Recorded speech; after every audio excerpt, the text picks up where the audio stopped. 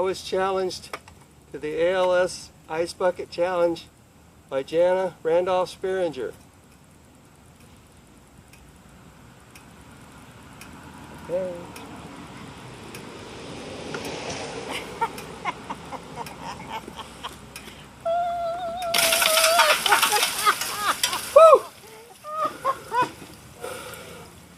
I challenge Danny Bell, Donnie Bell, and Debbie Joy. You know, we can keep doing it till we get it right.